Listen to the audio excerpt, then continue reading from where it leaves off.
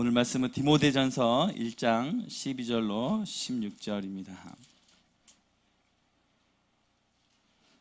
디모데전서 1장 12절로 16절 17절까지 읽겠습니다. 1장 12절로 17절 교독하시겠습니다. 디모데전서 1장 12절로 17절입니다. 나를 능하게 하신 그리스도 예수 우리 주께 내가 감사함은 나를 충성되이 여겨 내게 직분을 맡기심이니 내가 전에는 비방자여 박해자여 폭행자였으나 도리어 긍휼을 입은 것은 내가 믿지 아니할 때에 알지 못하고 행하였음이라. 우리 주의 은혜가 그리스도 예수 안에 있는 믿음과 사랑과 함께 넘치도록 풍성하였도다. 이쁘다 모든 사람이 받을 만한 이 말이여 그리스도 예수께서 죄인을 구원하시려고 세상에 임하셨다 하였도다. 죄인 중에 내가 개순이라. 그러나 내가 긍휼을 입은 까닭은 예수 그리스도께서 내게 먼저 일체 오래 참으심을 보이사 후에 주를 믿어 영생 얻는 자들에게 본이 되게 하려 하심이라. 영원하신 왕 곧 썩지 아니하고 보이지 아니하고 홀로 하나이신 하나님께 존귀와 영광이 영원 무궁하도록 있을지어다. 아멘. 아멘. 성령님 이곳에 충만하게 임하여 주십시오. 지혜와 계시형을 우리 모두에게 부어 주셔서 말씀을 들을 때 우리 가운데 그 성령의 음성을 들을 수 있도록 우리 안에 겸손함으로 충만케 하여 주시옵소서. 예수님의 이름으로 기도합나이다. 아멘.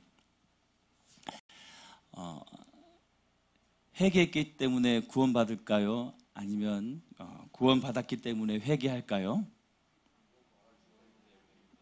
구원받았기 때문에 회개하죠. 네. 오늘 사도 바울 얘기를 하려고 하는데요. 네, 사도 바울은 오늘 본문에 나온 것처럼 비방자요, 박해자요, 또 해방자였습니다. 그런데 그를 예수님께서 극적으로 만나 주셨습니다. 이렇게 극적으로 만나신 분들도 계십니다. 그런데 뭐 저처럼 형이 교회 안 가면 때리기 때문에 끌려왔다가 네, 한번 교회에 빠졌다가 혼쭐 난 다음에 그 이후로는 교회를 한 번도 빠진 적이 없던 것 같아요. 이렇게 예수님을 네, 저도 핍박받으면서 예수님 믿었는데요. 네, 그렇게 믿기도 합니다. 다양한 케이스로 예수님을 믿게 되죠. 부모님이 믿기 때문에 어쩔 수 없이 따라오다가, 아니면 친구 통해, 아니면 길거리를 지나가다가, 아니면 시장 가다가 웬 아줌마가 예수 믿으면 복 받은다 하다가 시장 바구니 들고 예수님 믿는 그런 분들도 있습니다. 사도 바울은 참 흔치 않는 케이스, 뭐 그렇게 예수님 믿기를 원하시는 분도 있죠. 진짜 얼굴 보거나 음성을 듣고 그럼 나도 한번 진짜 믿어보겠다. 그러면 눈을 잃을 수도 있습니다. 조심하셔야 됩니다. 사도 바울은 그의 삶이 전과 후가 있는데요. 그 전에는 철저하게 예수님을 핍박했던 사람입니다. 그런데 예수님을 만나고 나서 극적으로 예수님 편에 서서 그런 삶을 살았습니다. 우리는 사도 바울이 훌륭한 사람, 성경을 썼고 위대한 인물, 아주 좀 대단한 인물로 만났죠. 그렇기 때문에 우리는 사도 바울을 생각하면 닮고 싶고 또 사도 바울처럼 되고 싶은 마음이 있습니다. 그런데 이 성경이 사도 바울이 있었을 때 사도 바울을 생각하는 사람들은 다른 생각을 갖고 있었습니다. 사도 바울을 보면 이를 가는 사람도 있었습니다. 왜 그럴까요? 스데반을 죽일 때 죄를 앞장섰잖아요. 그러면 생각을 해보십시오. 스데반의 가족들은 사도 바울을 어떻게 생각할까요? 그 같이 있었던 공동체 사람들은 스데반을 어떻게 생각할까요? 이렇게 교회 다니다가 우리 고강미 형제님이 돌에 맞아 죽었어요. 예수 믿는다는 것 때문에. 그렇다면 우리들은 그 돌을 친 그 사람을 보면서 어떤 생각을 할까요? 장례식장 가서 그 나쁜 하면서 원망하기도 하겠죠. 아니면 또 스데반처럼 우리 고항미 형제님을 사용해서 또 다른 사도 바울을 만드시려나 보다 라고 생각할 수 있겠지만 그런 생각 안 들죠. 이를 갈면서 원수 같은 인간 어떻게 사람을 그렇게 죽여 라고 생각할 수 있겠죠. 근데 그런 삶을 살다가 예수님을 만나고 정반대로 이젠 예수님 편에 서서 예수님을 전하는 사람이 되었습니다. 제가 예전에 설교를 들을 때 사울의 뜻은 큰 자, 바울의 뜻은 작은 자라는 설교를 들었습니다. 그래서 그렇게 들었는데요, 실제로 그게 아니라는 말씀을 들었습니다. 사울은 히브리 말이고 바울은 헬라적 편으로 섰다고 어떤 분은 그렇게 얘기하더라고요. 그래서 사울이라는 뜻은 여호와께 간구하다 묻다라는 뜻입니다. 나쁜 뜻 아닙니다. 여호와께 묻다 간구하다. 그런데 바울 작은 자가 되었습니다. 그런데 처음에는 이제 바울이라고 작은 자가 되었는데요, 한참 뒤에 오늘 본문에처럼 사도 바울이 자기를 아주 큰 자라고 세울 때가 있습니다. 우리 15절을 보면 죄인 중에 내가 괴순이라. 다른 때는 겸손하게 섬겼는데요, 자기가 죄인 중에 가장 큰 자라고 자기를 높이고 있나요? 네. 죄인 중에 내가 괴순이라. 이 말씀을 곰곰이 묵상해 봅니다.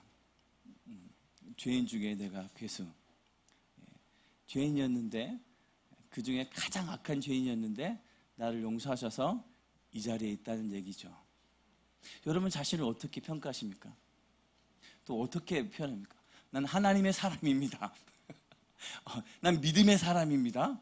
저는 선지자적 사람입니다. 저는 사도입니다. 라고 고백할까요? 여러분 어떻게 자신을 평가합니까?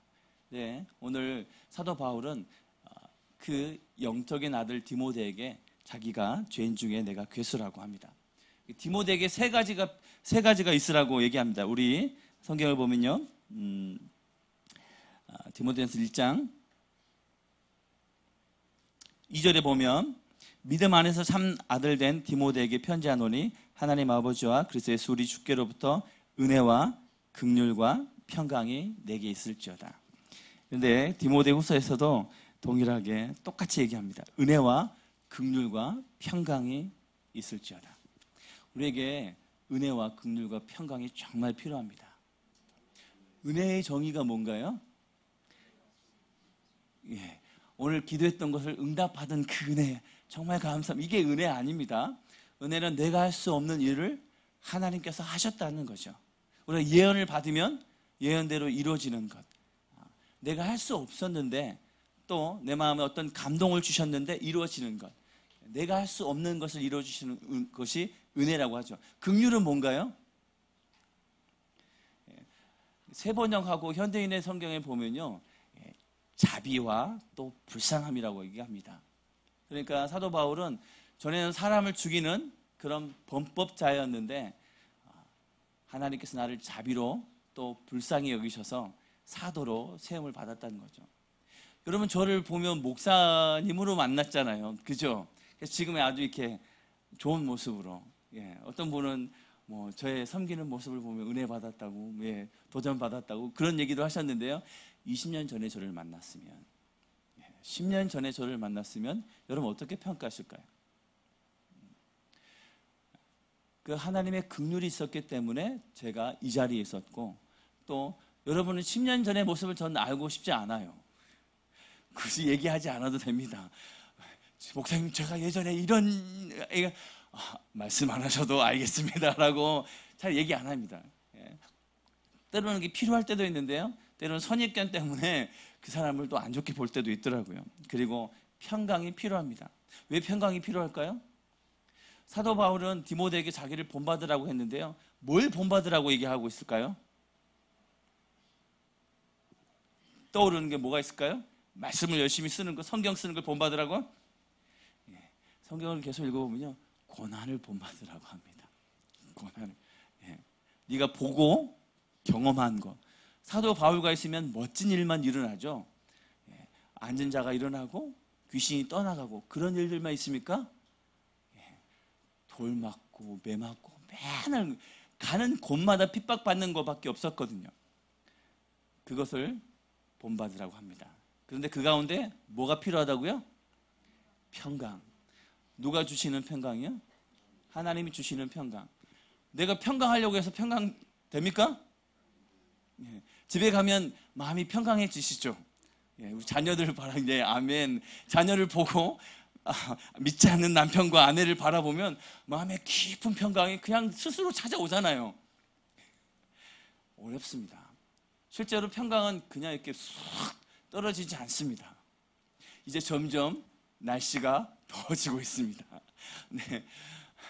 추울 때는 이게 같이 부둥켜 안고 하는 게 좋은데요. 이 더워지면 이제 에어컨 없는 집은 어떻게 될지 모르겠습니다. 네. 그 가운데 하나님 주시는 평강이 필요하다는 거죠. 사도 바울은 이 사도행전부터 계속 사도 바울이 나오고 이 디모데에게 여러 가지 말씀을 하면서 가장 얘기하고 싶어 하는 건 뭐냐면요. 내가 죄인 중에 괴수다. 결국은 내가 여기까지 오고 내가 뭐 성경을 쓰고 사람을 고치고 복음을 전한 이 모든 일들을 했을 때 그거는 내가 한 일이 아니라는 것을 얘기하고 있습니다. 하나님이 일하신 것은 내가 열심히 헌신했기 때문에, 내가 결단했기 때문에, 내가 말씀을 많이 받기 때문에, 내가 기도했기 때문에 이런 역사가 일어나고 하나님께서 많은 열매를 주셨다는 것이 아니라 하나님께서 하셨다는 것을 얘기하고 있습니다. 우린 바울을 위대한 사람이라고 생각합니다. 근데 바울의 사역을 보면요, 아주 좋은 조건이 아닙니다. 우리는 이렇게 에어컨도 나오고 선풍기도 있고 뭐 스피커 하면서 또 우리 기도합시다 하면 이렇게 멋진 MR도 나오잖아요. 사도 바울이 사역했을 때는 어떤 환경인가요? 교회가 있었나요? 에어컨, 선풍기 아니면 또 동역자들요? 없었습니다. 가는 곳마다 핍박받거나 매를 맞거나 돌에 맞거나 그런 환경이었죠. 사도 바울의 환경은 최악이었습니다. 여러분도 같이 이렇게 사역을 나가 보시면 박 목사님이나 김 목사님과 지방 사역을 가보면요, 극진한 대우를 받습니다. 아주 좋은 조건에서 사역을 하죠. 뭐 경험해 보신 분은 아시겠죠. 뭐 간식도 나오고 뭐 좋은 데서 자고 또 뭐 회도 먹고. 네. 그런데 사도 바울은 가는 곳마다 회를 먹었습니까? 회 안 먹었거든요. 고기 먹었을까요? 회초리를 맞았지 회 먹는 건 아니었거든요. 좋은 환경이 아니었습니다. 그 가운데 하나님의 은혜와 긍휼과 평강으로 살았다는 것입니다.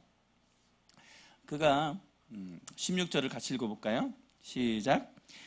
내가 긍휼을 입은 까닭은 예수 그리스도께서 내게 먼저 일체 오래 참으심을 보이사 후에 주를 믿어 영생 얻는 자에게 본이 되게 하려 하심이라. 아멘. 내가 긍휼을 입은 까닭은 내가 뛰어나서, 내가 잘나서, 내가 헌신해서가 아니라 뭐라고 합니까?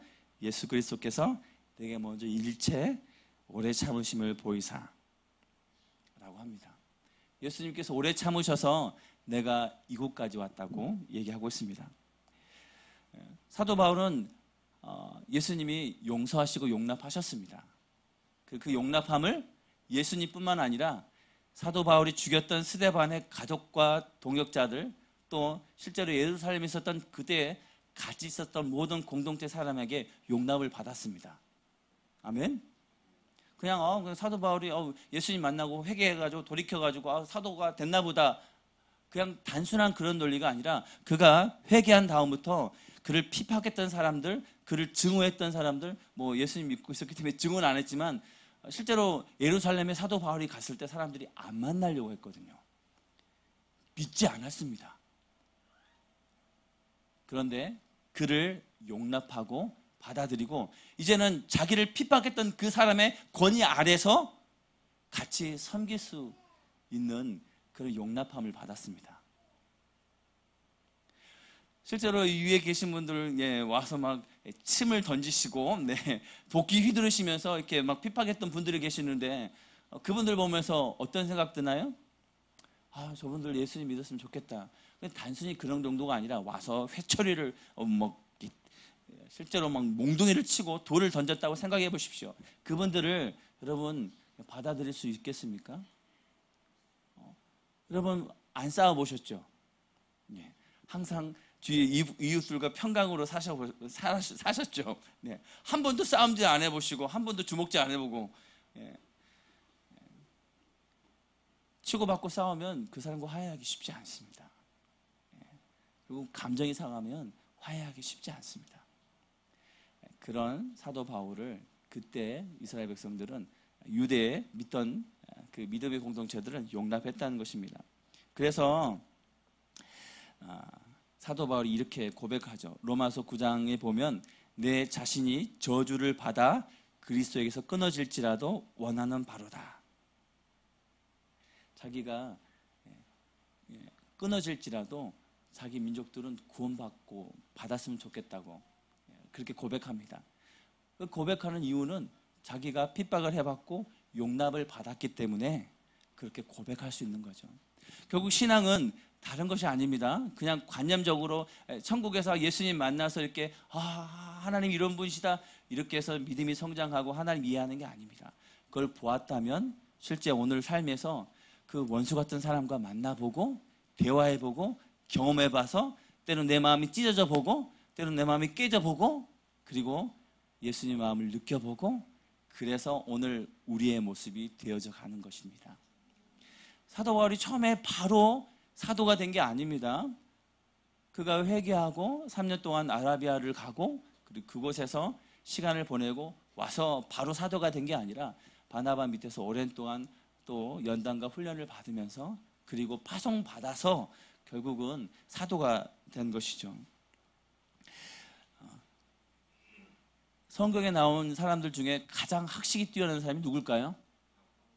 바울이죠. 그러면 가장 학식이 떨어진 사람은 누굴까요? 베드로. 네. 여러분 정말 이게 마음이 통하는 것 같아요. 그러면 율법을 정통하고 말씀을 많이 받았으면 해외 유학 갔다가 오면 뭐 합니까? 교수하죠. 그러면 사도 바울을 유대인을 대상으로 복음을 전하는 일을 해야 되는데요.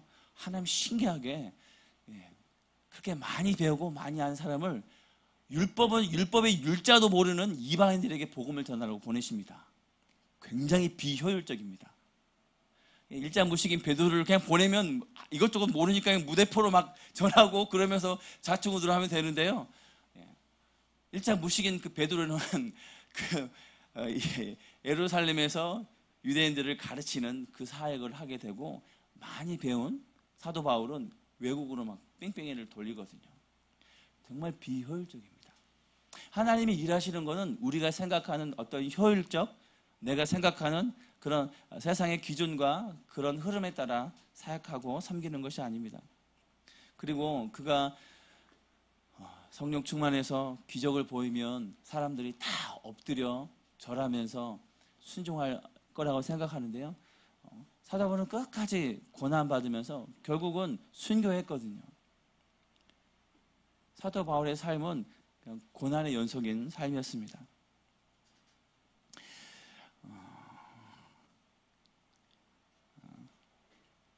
사도 바울의 삶이 고난의 연속이었다면 우리의 삶은 어떤 삶일까요? 성령 충만하고 기적을 일으키고 뭔가를 한다면 그 삶이 하나님께서 도우셔서 평탄하고 순탄한 삶을 산다고 생각하겠지만 사도 바울은 끝까지 고난받다가 고통받다가 복음 전하다가 죽었습니다. 우리가 예수님을 믿는다는 것, 신앙생활을 한다는 건 순탄하지 않습니다. 시편 34편 19절에 보면 의인은 고난이 많으나 여호와께서 그의 모든 고난에서 건지시는도다. 의인은 고난이 없습니까? 의인은 고난이 많습니다. 아멘. 여러분 어려움이 있다면 고난이 찾아온다면 내가 의인으로 가까이 가고 있나 보다, 내가 의인인가 보다 생각하시면 됩니다. 사도 바울이 기적이 막 일어나고 성령 충만하면 모든 게 평탄하게 잘 돼야 되는데 막 안 돼요. 갇히고 매를 맞고 그러면 하나님이 일을 잘못하신 거고 하나님의 일을 안 하시는 겁니까? 사도 바울이 처음 예수님을 만났을 때 예수님이 이렇게 얘기합니다. 사도행전 9장 10절 이후에 보면 그가 내 이름을 위하여 얼마나 고난을 받아야 할 것을 내가 그에게 보이리라 하시니. 실제로 사도 바울에게 너가 고난을 많이 받을 거라고 말씀을 하셨습니다. 아멘. 혹시 여러분에게도 고난이 많을 거라고 예언을 받으신 적도 있을 수 있어요.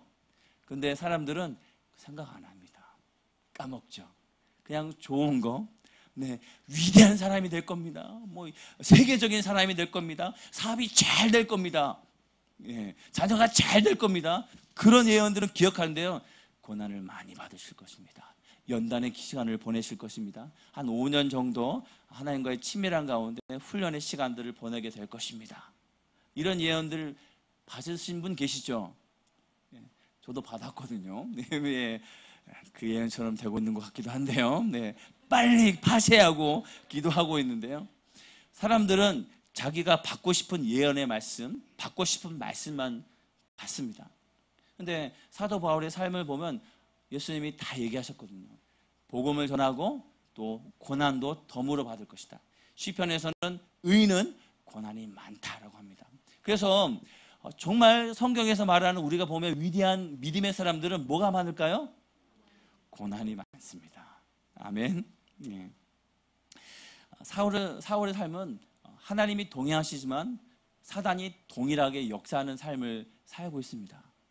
하나님이 크게 역사하시면요, 사단도 크게 일합니다. 아멘. 현실이거든요. 그러니까 우리 삶 가운데 믿음이 충만하신가요? 그러면 사단도 충만하게 일합니다. 내가 말씀 충만, 기도 충만, 성령 충만, 금식을 하거나 뭔가 많이 열심히 주님 앞에 헌신을 하고 뭔가를 드리고 또 씨름을 하면 할수록 사단은 네가 열심히 했구나. 그래, 오늘로 내가 포기하마 하고 갈까요? 정말 끈질긴 게 사탄이거든요.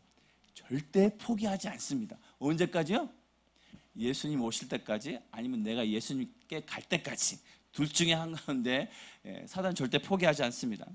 사도 바울의 평생 삶은 뭐냐면요, 하나님이 일하심을 보고 사단이 해방하는 것을 보면서 그 일상의 삶 가운데 매일마다 씨름하는 것이 그의 삶이었던 거예요.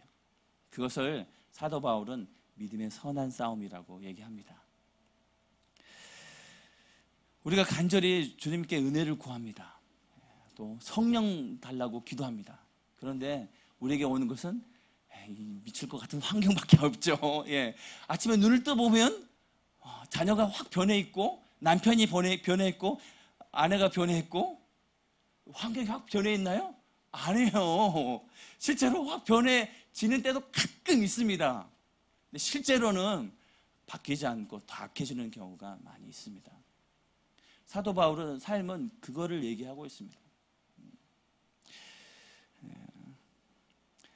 우리는 사도행 전이라고 하죠. 그러면 사도행 후서가 있다면 어떻게 될까요? 우리 보통 이렇게 만화 영화를 보면 마지막에는 신데렐라가 광자님을 만나고 해피엔딩으로 아름답게 행복하게 잘 살았습니다라고 끝납니다. 근데 사도행전도 그렇게 끝나요. 한번 볼까요?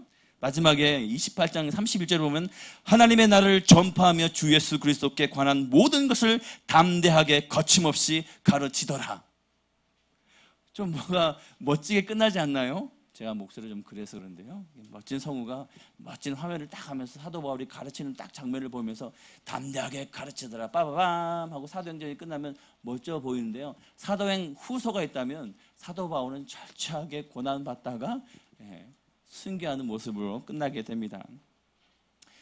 사도 바울의 최후는 우리가 생각하는 멋진 최후가 아닙니다. 성경에는 사도 바울이 순교했다는 내용이 나오지 않습니다. 그리고 또 다른 사도들도 순교했다는 내용들은 나오지 않습니다. 그래서 우리는 고난이 또 순교가 핍박이 없는 것처럼 생각돼요. 그냥 복음 전하나 보다, 기적이 일어나나 보다, 또 하나님이 일하시나 보다라고 생각하는데 실제로는 그 이면에는 하나님이 일하심과 역사심과 축복 가운데 고난이 따라오게 되어 있는 거죠. 위대한 사도라는 이름에 우리는 정말 대단한가 보다라고 생각하지만 철저하게 고난이 따라오게 되어 있습니다. 예수님 믿으면 좋은 일만 일어나죠. 저는 그렇게 핍박을 받지 않았습니다. 박 목사님과 정반대의 삶을 생각하면 됩니다. 네, 완전 다르지는 않는데요. 저는 그런 마그마파 그런 파는 싫어했습니다. 집에서 양파나 대파를 써는 그런 일들을 많이 했지. 그렇게 도끼 들고 하는 사람들 싫어했고요. 뒤에서 의로운 삶을 살았습니다. 네. 아멘. 착하게 생겼잖아요. 저는 착한 사람이었습니다. 위대한 사도라고 하면 멋진 일만 생각하는데요. 아닙니다. 여러분, 고난과 더불어 그 삶을 철저하게 하나님께 순종하며 살았습니다. 아멘. 여러분, 예수 믿는다면 100% 고난이 따라옵니다. 지금은 저희 가정을 하나님께서 다뤄주셔서 반대하는 사람은 없습니다. 예전에는 저희 어머님이 반대하셨고, 방송을 안 보시겠지만 우리 장모님도 반대를 하셨습니다. 하나님의 은혜로 아름답게 이렇게 환경을 바꾸셔서 지금은 중보자로 그렇게 우리 가정을 섬겨 주시며 함께 동역하는 그런 믿음의 가정이 되었지만, 저는 그렇지 않았거든요. 여러분, 가정은 어떻습니까? 부모님이 믿지 않는, 형제들이 믿지 않으면 그래, 너는 교회 다녀라, 나는 안 다녀도 너는 너대로 믿음을 살아라, 나는 나대로 살겠다라고 하지 않죠. 희한하게 더 핍박하게 되어 있습니다. 그러면 내가 사도 바울처럼 의인으로 하나님 앞에 살아가고 있구나라고 생각하시면 됩니다. 아멘. 네. 12절에 다시 보면요, 나를 능하게 하신 그리스도 예수 우리 주께 내가 감사하면 나를 충성되이 여겨 내게 직분을 맡기심이라. 단순히 예수님을 믿는다는 것은 예수님을 믿고 구원받는다는 것으로 끝나지 않습니다. 믿고 구원받았다면 그 다음 얘기가 있습니다. 우리가 유치원을 가고 초, 중, 고, 대학교 가면 대학교 갔으니까 끝이라고 합니까? 아니죠. 인생이 계속 돌아갑니다. 대학교 갔더니 직장 다녀야 되고, 직장 갔더니 결혼해야 되고, 결혼했더니 집도 사야 되고, 차도 사야 되고, 또 결혼했더니 자녀도 낳아야 되고, 또 자녀 낳았더니 또 자녀들 이렇게 결혼할 때 또 초등학교, 중학교, 대학교 다 또 하고, 저 초등학교 많이 갔거든요. 저도 중학교 좀 다시 가고 있습니다. 고등학교 이제부터는 중학교 학교 안 가려고요. 예. 똑같은 삶을 계속 반복하는 것입니다. 하나님의 계획은 우리가 단순히 예수 믿고 구원받는 것이 아니라 나를 통해 하고자 하는 계획이 있다는 것이죠. 그 가운데 내가 회개했고, 그 다음에 순종했다면 헌신이 있고, 그리고 또 하나님께 우리에게 맡겨준 사명이 있습니다. 그걸 지금 시대에 우리는 직분이라고 하죠. 그래서 장로, 집사, 안수집사, 권사 또는 목사, 여러 가지 직분을 통해서 하나님이 일을 하게 하십니다. 꼭 그 직분이 있어야만 일을 하는 것이 아닙니다. 차라리 평신도를 있으면서 직장과 가정 가운데서 하나님의 이름을 높여드리면서 믿음의 삶을 살아가는 게 더 뛰어날 수 있습니다. 제 아내가 뭔가를 배우는 일을 하고 있는데요. 이렇게 여호와를 경외하를 썼더니 막 그 강사분이 막 뭐라고 하셨대요. 알고 봤더니 자기 형님이 목사하고 가족이 목사고 또 아는 사람도 목사인데 그것 때문에 시험 받았대요. 그래서 저희 아내 되시는 분이 여호와를 경외하라고 쓰니까 그걸 대놓고 계속 뭐라고 이렇게 막 핍박을 했던 거라고 얘기를 하더라고요. 오늘 마지막 강의를 했는데요. 마지막으로 내가 그 글을 썼을 때 그렇게 얘기한 이유를 그분이 설명했다고 합니다. 우리가 어떤 삶을 사냐, 목사가 되느냐, 아니면 직분을 받아서, 아니면 은사가 뛰어나서 뭔가를 하느냐가 중요한 것이 아니라 오늘 나의 삶 가운데서 나를 통해서 예수님의 향기가 드러나는 것입니다. 근데 문제가 있습니다. 예수님의 향기가 드러날 수도 있어요. 그런데 여러분, 음식을 볼 때 냄새만 좋으면 괜찮나요? 냄새가 좋으려면 잘 만들 수 있죠. 근데 냄새가 좋은데 맛이 없어요. 그건 문제가 있는 거죠. 그리스도의 향기가 나야 되는 건 맞습니다. 그런데 내 안에 그리스도가 없어요. 진국이 아니야. 사람들 앞에서는 향기를 멋지게 풍겨요. 근데 실제로 까봤더니 맛이 하나도 없어. 소금이 단맛이 없는, 짠맛이 없는 그런 삶이면 문제가 되는 것이죠. 디모데전서 3장 6절에 보면 이렇게 얘기합니다. 새로 일교한 자도 말지니 교만하여져서 마귀를 정죄하는 그 정죄에 빠질까 하며. 하나님께서 우리를 사용하고 뭔가를 일을 맡겨주실 때 3장에서는 감독을 세우는 일 가운데 새로 입교한 사람, 막 예수 믿는 사람은 세우지 말라고 합니다. 왜 그럴까요? 교만해져서 마귀를 정죄하는 그 정죄에 빠질까 함이라고 합니다. 그리고 3장 10절에 다시 보면 이에 이 사람들을 먼저 시험하여 보고 그 외에 책망할 것이 없으면 집사의 직분을 맡게 할 것이요. 집사를 맡기려고 하는데 그냥 오랫동안 교회 다녔다고 해서 헌금을 많이 했다고 해서 그 섬김을 많이 했다고 섬기는 게 아니라 시험해 보라고 합니다. 이 시험이 뭔가요? 테스트를 해보라고 하는 거죠.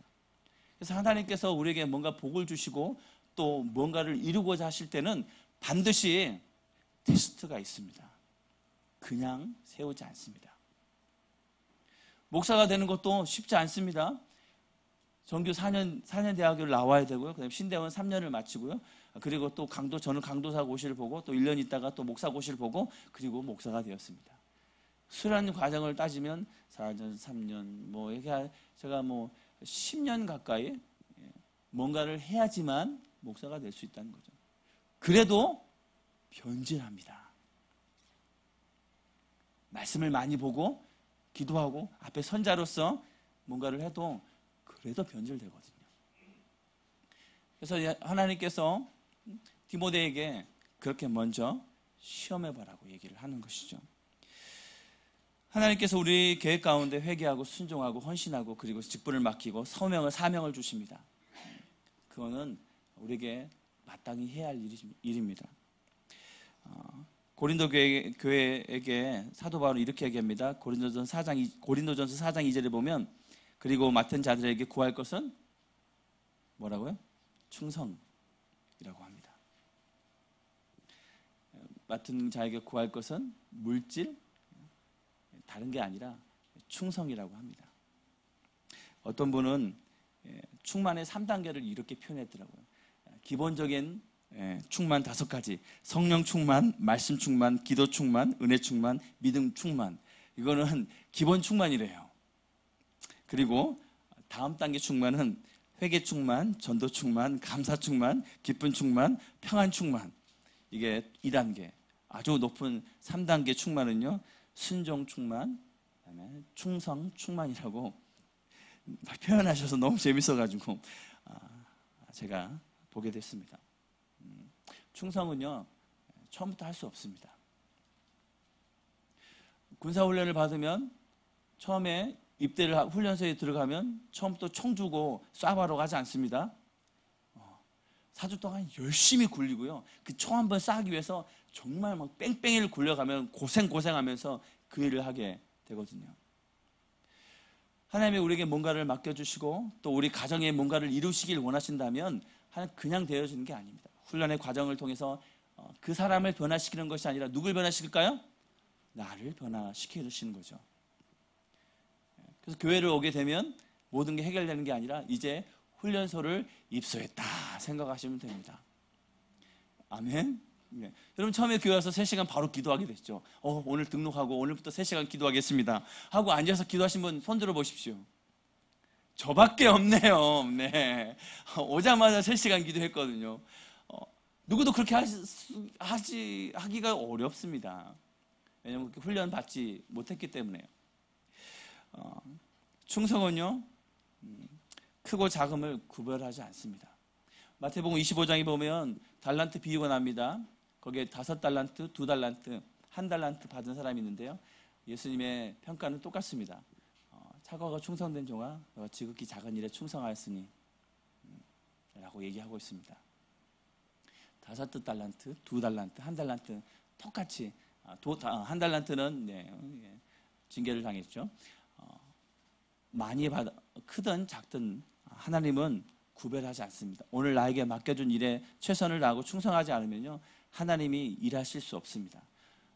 여러분 직분 생각하니까요 교회 직분 생각하시죠? 그런데 이 디모데전서를 보면 디모데를 통해서 교회에 세워질 사람들을 어떻게 세울지를 얘기합니다. 그런데 교회에 세워진 사람뿐만 아니라 감독, 집사, 그리고 종들, 그리고 늙은이, 젊은이를, 그다음에 과부들을 한마디로 말하자면요 우리 삶 가운데 직분은 단순히 세워진 어떤 책임일 뿐이지 우리 삶의 모든 부분에 직분으로 우리는 섬긴다고 얘기할 수 있습니다.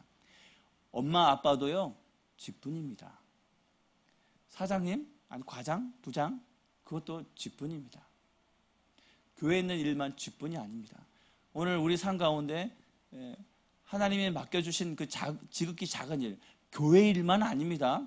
우리는 그 직분하면 교회 일만 충성되이 섬기라고 생각하는데요. 아닙니다. 디모데전서에 보면 종들아 너희 상전이 형제일지라도 어떻게 섬기라고요? 충성스럽게 섬기라고 얘기하고 있습니다. 믿는 사람들, 교회 직분자들에게 얘기하는 것이 아닙니다. 그렇다면 우리가 가정에서 부모님을 섬기고 또 형제를 섬기고 또 직장에서 누군가를 섬기는 모든 일 가운데 누구에게 하는 것처럼 하라는 것인가요? 죽게 하듯 섬기라는 것을 얘기하고 있습니다. 사도 바울은 크고 작음을 구분하지 말라고 얘기합니다. 그리고 쉽고 어렵고를 따지는 것이 아닙니다. 충성은 쉽든지 어렵든지 충성하는 것입니다. 뭐 휴지 줍는 일 그 정도는 충성하고 쓰레기통 버리는 것은 안 하고 아니죠. 예.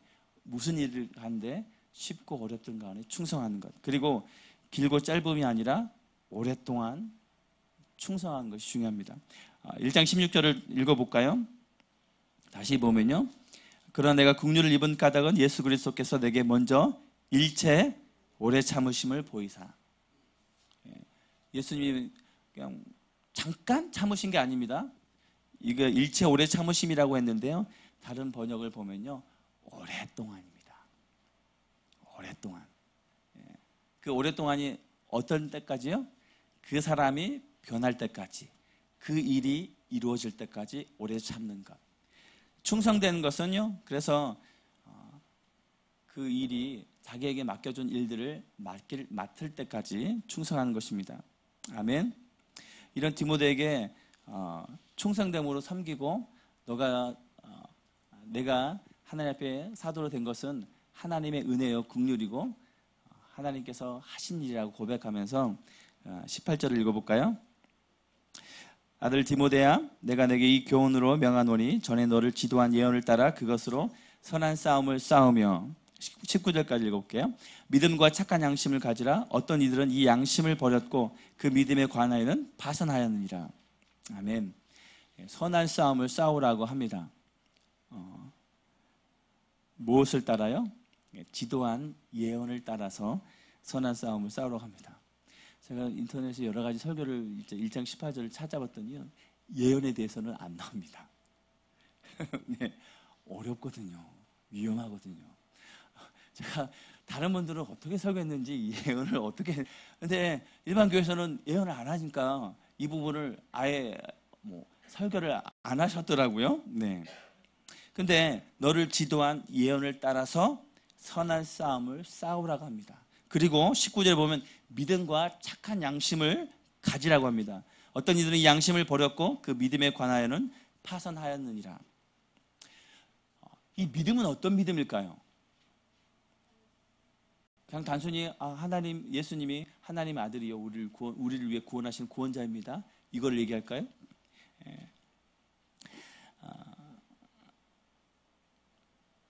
14절에 이렇게 얘기합니다. 1장 14절에 보면요. 우리 주의 은혜가 그리스도 예수 안에 있는 믿음과 사랑과 함께 넘치도록 풍성하였도다.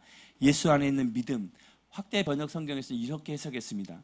절대적인 신뢰와 확신을 가지고 하나님께 복종, 자신의 모든 것을 복종하는 것을 믿음이라고 합니다. 그러니까 단순히 믿음하면 예수님이 우리를 위해 구원하시고 우리의 좋은 것 주시고 응답하시는 그런 믿음은 아닙니다. 절대적인 신뢰, 확신, 하나님이 도우시고 인도하신다는 것. 그런데 그 도우시고 인도하신 가운데 내가 전부를 들여 복종하는 믿음을 성경에서는 얘기하고 있습니다. 그러니까 믿음과 착한 양심을 가지라는 것. 믿음은 예수님 앞에 철저히 복종하면서 겪는 모든 일들 가운데 하나님이 하실 거라는 그 믿음 안에 살아가는 것이 믿음입니다. 착한 양심은 뭘까요? 밥 존스는 마지막 시대에 하나님께서 양심을 통해 말씀하신다고 하십니다. 영을 통해 얘기한다는 거죠. 성령의 감동함을 얘기하고 있습니다. 예수님을 믿지 않을 때도 양심이 있습니다. 그 양심에 따라 이건 잘못된 거야, 이건 좋은 거야, 하지 말아야 해야 되라고 생각합니다. 근데 예수님 믿어도 양심은 존재해요. 근데 양심의 기준이 달라집니다. 전의 양심은 도덕적인 양심이에요. 이거 하면 사람들이 손가락질해, 이렇게 하면 안 돼. 그런데 예수님을 믿고 나서는 그 양심의 기준이 그 도덕적인 기준 플러스 하나님의 말씀의 기준 가운데 선한 양심으로 살아가는 것이죠. 믿음의 삶의 두 축이 있습니다. 하나는요, 성령이 주시는 감동입니다. 믿는 자들에게는 성령님 말씀하십니다. 내적인 음성을 듣게 돼요. 안 들리면 나는 버린 자식입니까? 아닙니다. 아직 못 듣는 거죠. 귀담아 듣지 않고 귀 기울이지 않기 때문입니다. 제가 우리 자녀들한테 뭔가를 얘기를 많이 해요. 그런데 못 들었대요. 이유는 뭘까요? 귀 기울이지 않았기 때문에. 그래서 이거 안 했으니까 이렇게 하면 왜 그러세요? 나 못 들었단 말이에요 라고 얘기합니다. 못 들은 게 아니라 귀 기울이지 않기 때문입니다. 저도 성령의 어떤 그 음성들을 자주 듣지는 않지만 가끔 들어요. 어떨 때는 하나님 나에게 성령의 불을 주시겠다고 하십니다. 그러면 불을 주시기를 원하시는 거죠. 그럴 때 사단아 떠나가라 라고 얘기합니까? 어떤 내적인 음성이 들리면 말씀을 가지고 분별하는 거죠. 우리 네 가지 분별법 있죠? 그걸 분별하는 거죠. 성령의 불을 주시겠다고 하면 성령의 불을 주시기를 원하시나 보다. 그리고 그 음성을 들었다면 마음의 확신과 열정이 일어나게 되어 있는 거죠. 너를 사랑한다고 말씀하시면 사단아 떠나가라. 하나님 나를 사랑하지 않아. 이게 아니라 하나님이 나를 사랑하시는구나. 그럼 그 사랑 안에 내가 어떻게 반응할까라고 그 다음에 반응이 달라지게 되는 거죠. 누가 나를 사랑한다면 여러분 어떻게 하십니까? 나를 사랑하는구나 하는 거 끝나나요? 더 교제하고 싶죠. 나를 사랑하고 나와 함께하고 싶은 사람과 더 교제하면서 그 사랑을 나누고 사랑을 받았으면 사랑을 나누게 되는 것이죠. 성령의 음성, 성령의 감동과는 예언일 수 있습니다. 여러분들 올 초에 여기에 앉아서 이렇게 들었던 예언 기억하시나요? 잘 들어보십시오. 어떤 분은 매일마다 들으면서 기도하는 분도 계십니다. 하나님께서 우리에게 말씀하신 것은 하나님의 계획입니다. 그걸 이루길 원하신다는 하나님의 뜻입니다. 그 뜻이 다음에 간증으로 나타나는 거죠. 근데 그 간증을 할 때 위험한 거는 하나님의 응답만을 얘기하면 나의 열심만이 드러나는 거죠. 결국은 간증은 내가 할 수 없었는데 하나님이 하셨다는 것을 얘기하는 것입니다. 믿음의 삶의 두 축 중에 한 가지는요, 말씀입니다. 말씀을 따라 분별하는 거죠. 말씀이 없으면 딴 데로 갑니다. 수능 때 이런 얘기를 합니다. 저는 교과서 위주로 공부했습니다. 저는 학원 한 번도 안 다녔습니다. 이렇게 고득점자 받은 분도 계세요. 그죠? 항상 나왔었는데 여러분 생각해 보십시오. 말씀이면 다 되지 않습니까? 말씀이면 충분하지 않습니까?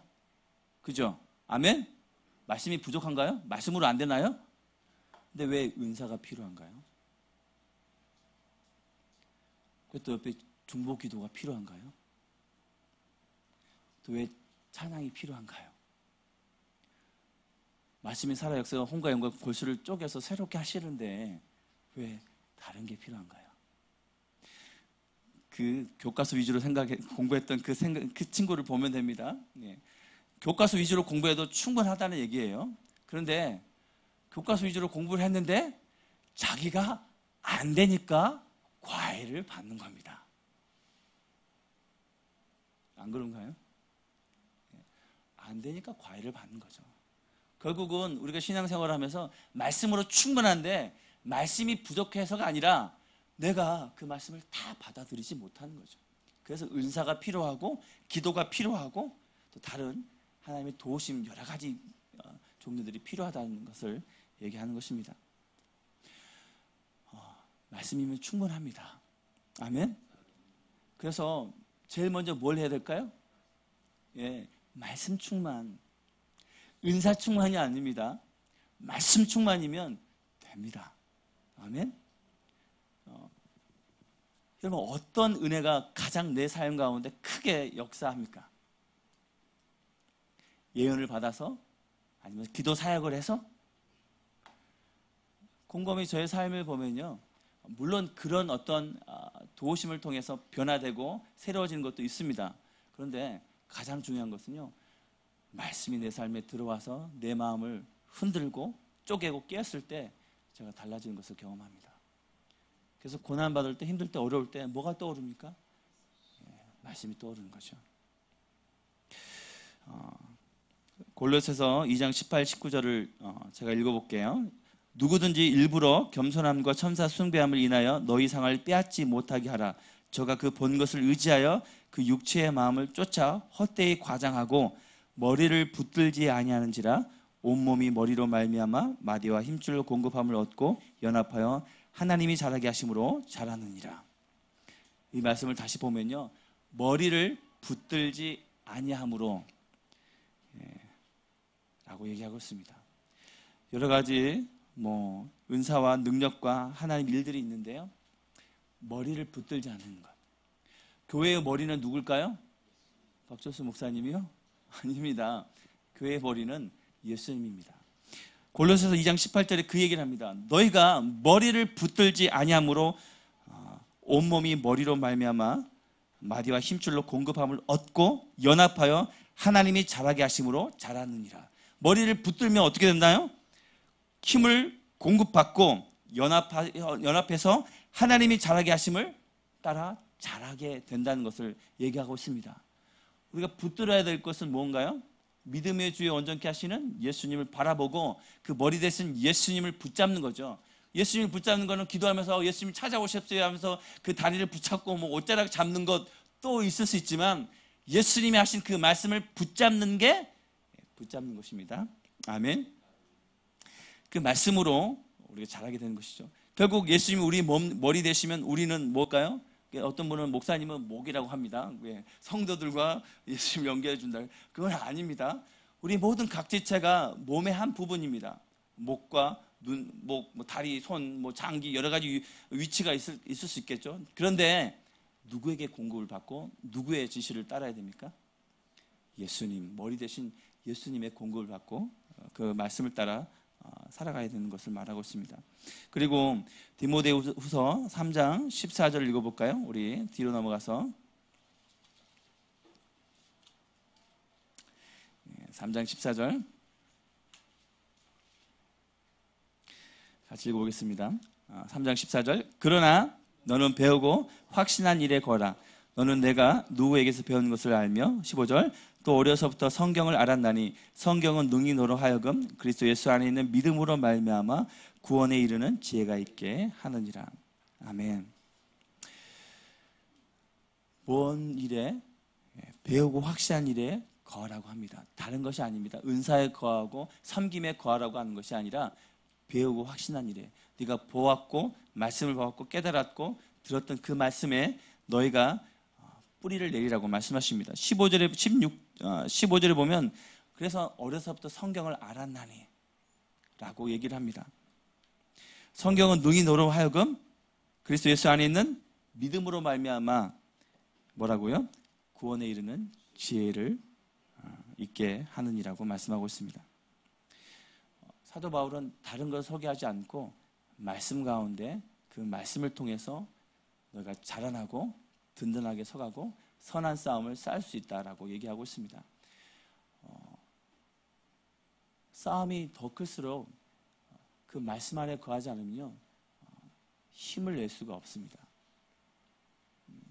내가 힘들고 어려울 때, 낙심될 때 무엇이 가장 큰 힘이 될까요?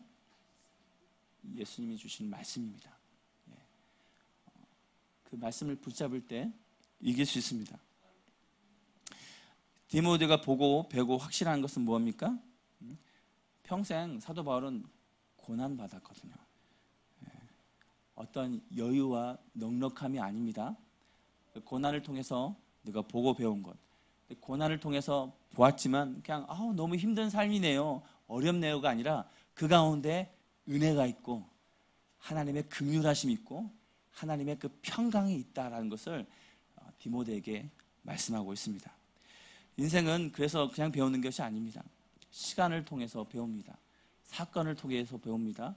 환경을 통해서 배우게 되어 있습니다. 그래서 깜깜한 밤에 하나님 날 도와주세요 하면 짠 나타나서 빛을 딱 비춰가지고 하나님이 딱 인도하시는 게 아니라 후레쉬를 탁 던져주십니다. 네가 잘 따라와봐. 정글 속에 갇히면 갑자기 헬리콥터가 도도도도 나타나가지고 예수님 내 기도를 두고 쫙 걷어가는 게 아니라 나침반 하나 딱 던져주시고 네가 헤쳐나와 봐봐 라고 말씀하십니다. 그 뭐 내셔널 지오그래피 어떤 프로그램을 보니까요, 오지 탐험하면서 이렇게 생존하는 그런 분이 계시더라고요. 이름은 모르겠는데 가끔 예전에 한번 봤더니 재밌더라고요. 그래서 막 사막 가운데, 정글 가운데 살아난 사람을 보게 됩니다. 하나님 우리 인생을 통해서 말씀하시고 훈련하시고 또 싸워가시고 연단하시고 성장하게 하시는데요, 짠 나타나서 이렇게 샥 건져내시고 확 이런 일 하지 않습니다. 그렇게 하면요 성장을 안 합니다. 안타깝게도 저희 아이들이 3명 있는데요, 저하고 있으면요 아이들이 많이 울어요. 그리고 뭘 좀 많이 해달라고 합니다.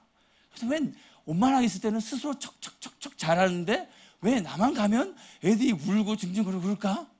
이유는 뭘까요? 제가 너무 많이 도와줬거든요. 너무 많이 받아줬거든요. 저는 그 사랑을 받았기 때문에 그렇게 해주는 게 좋은 줄 알았어요. 그런데 실제로 아이들에게 중요한 거는 스스로 할 수 있도록 격려하고 참아주고 기다려주는 것이 중요한 거죠.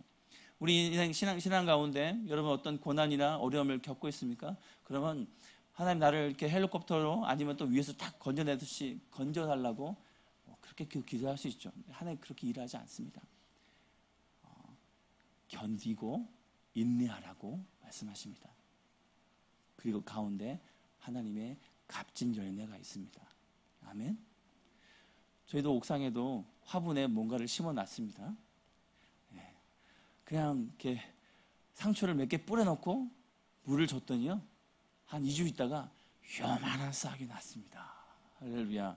근데 가운데 난 게 아니라요, 저는 분명히 가운데 씨앗을 심고 했는데 이 테두리에 상추가 났어요. 알고 봤더니 물을 줬더니 밀려가지고 끄트머리에서 난 거예요. 제 생각대로 잘하지 않습니다. 2주 지났더니 요만한 상추가 납니다. 그러면 그 상추를 어떻게 할까요? 때가 되면 끄집어서 다시 제일 가운데로 다 옮겨 놓게 되는 것이죠. 그리고 또 그곳에서 이제 자라는 시간을 갖게 됩니다. 하나님이 우리를 계속 이렇게 움직이고 계세요. 이쪽 고난 가운데 있다가 극복하면 또 다음 단계로 가게 되었습니다. 우리가 난 가운데로 있게 해주세요. 저는 옆이 좋아요. 저는 저 앞이 좋아요. 이렇게 할 수가 없습니다. 하나님이 인도하시는 그 길 따라 순종하고 충성하면 하나님이 우리를 삶의 열매 가운데로 면류관 가운데로 인도하시는 겁니다. 아멘. 순종과 복종을 말씀하십니다. 내가 복종하고 싶어서 복종하고 순종하고 싶어서 순종하는 것이 아닙니다. 순종은 행동의 문제고 복종은 태도의 문제죠. 내가 맞든지 안 맞든지 그건 중요하지 않습니다. 우리 성경의 인물을 통해서 요셉, 다니엘, 모세, 다윗, 구약의 인물들을 보면요, 악한 왕, 악한 권위자 밑에서 철저하게 훈련받은 사람들이 하나님께 인정받고 값진 열매를 맺게 되어 있습니다. 여러분 어떤 권위자 아니면 동료들 아니면 가족들과 함께 있습니까? 여러분들이 하나님 앞에 옥석으로 다뤄져가는 그 과정 가운데 있다는 반증입니다. 아멘. 사도 바울은 위대한 인물이 아닙니다. 위인전기를 보면 누가 이렇게 해서 어떤 업적을 했다. 그런데요, 성경은 그 사람이 무언가를 해서 업적을 이룬 것이 아니라 하나님께서 그 사람을 인도하셔서 은혜를 주시고 긍휼을 주시고 평강을 주셔서 되었다라고 합니다.